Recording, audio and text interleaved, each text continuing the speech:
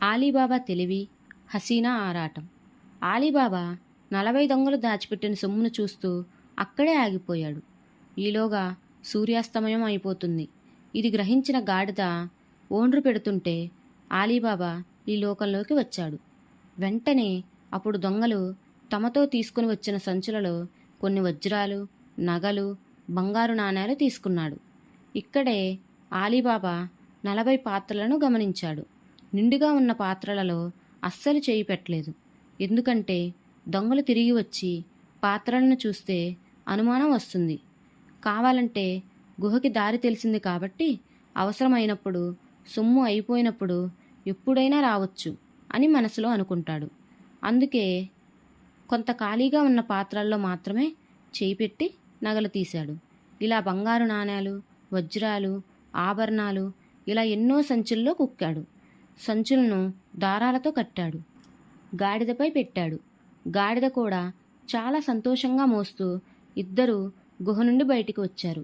మరోసారి ఆలీబాబా పంజా సిమ్సిమ్ అంటూ గుహను మూసివేసి ఇంటిదారి పట్టాడు. అప్పటికే చాలా సమయం అయిపోతుంది. ఇంకా ఆలీబాబా ఇంటికి రాలేదు. కట్టెల కొట్టె దగ్గర ఏమైంది అని హసీనా ఆరాటపడుతూ ఉంది. అంతేకాదు 2-3 సార్లు తోడుకోడల్ని పలకరించబోతే, ఏమీ ఆయన ఇంకా ఇంటికి రాలేదు, తినడానికి ఏమీ తీసుకుని రాలేదా అంటూ దెప్పి పొడుస్తుంది అని మాట్లాడలేదు. బిడ్డ ఆకలితో ఉన్నాడు. ఆలీబాబా వస్తేనే గాని తినడానికి ఏమీ దొరకదు. ఇంటి వెనుక ఏదో చప్పుడు అయినట్టు అనిపించి పెరట్లోకి వెళ్ళింది హసీనా. అక్కడ గాడిదకి కట్టి ఉన్న సంచులను చూసింది. వాటిని మెల్లగా ఆలీబాబా ఒక్కొక్కటి ఇంట్లోకి చేరుస్తున్నాడు. అంతేకాదు అంగట్లో తనతో పాటు తెచ్చిన జొన్నల్ని చూపిస్తూ ముందు వంట చెయ్యమని చెప్పాడు. హసీనా పొయ్యి వెలిగించి వంట చేయడానికి కూర్చుంది. ఈలోపు సంచులను ఒక మూలకు పెట్టి వాటిపైన దుప్పటి పరిచాడు ఆలీబాబా. అందరూ కలిసి జొన్న అన్నం తిన్న తర్వాత పిల్లవాడు పడుకున్నాడు. హసీనా మాత్రం ఆ సంచుల్ని జొన్నలు అనే అనుకుంది. ఇక నుండి పస్తులు ఉండాల్సిన పని లేదు అని సంబరపడింది. అప్పుడు ఆలీబాబా జరిగిందంతా చెప్పాడు. ఆ సంచులను కింద పోసి చూపించాడు. హసీనాకు నోట మాట రాలేదు. పైగా కాళ్ళు వణికిపోయాయి. ఇంత సొమ్ము నేనెప్పుడూ చూడలేదని ఒక్కసారి లెక్క పెడదాం అని అన్నది.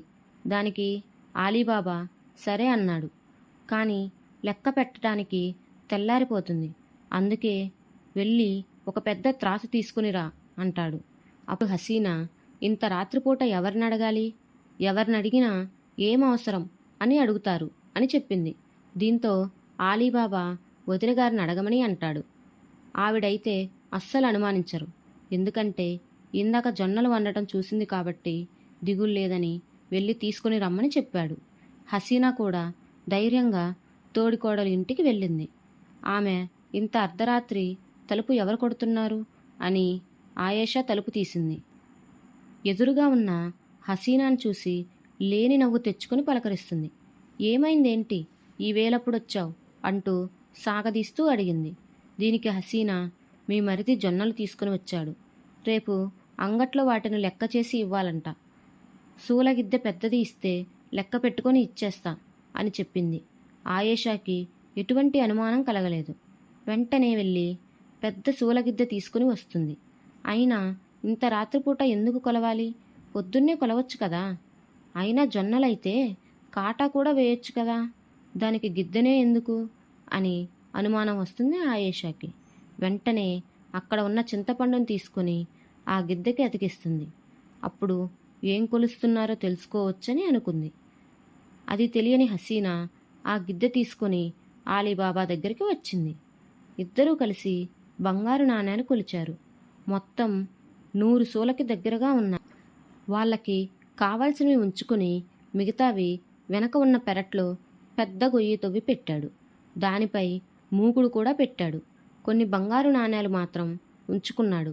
హసీనాకి ఇదేం అర్థం కాక, ఎందుకు ఇలా దాస్తున్నారు అని అడిగింది.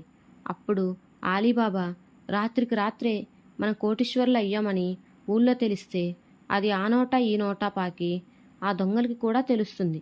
అందుకే మనం కావాల్సినంత మాత్రమే తీసుకొని మీ నాన్నగారిని ఊరు నుండి రమ్మని చెప్పి అప్పుడు ఆయన ఇచ్చినట్టుగా కొంత ధనంతో వ్యాపారం చేద్దాం.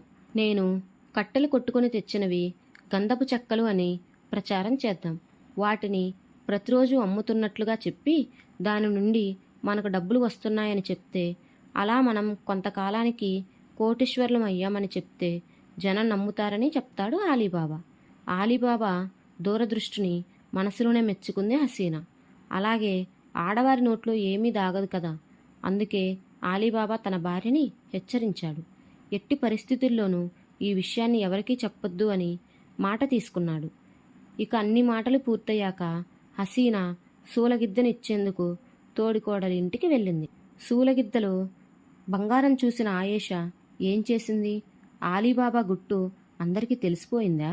ఆసక్తికరమైన ఈ టాపిక్ని నెక్స్ట్ ఎపిసోడ్లో తెలుసుకుందాం.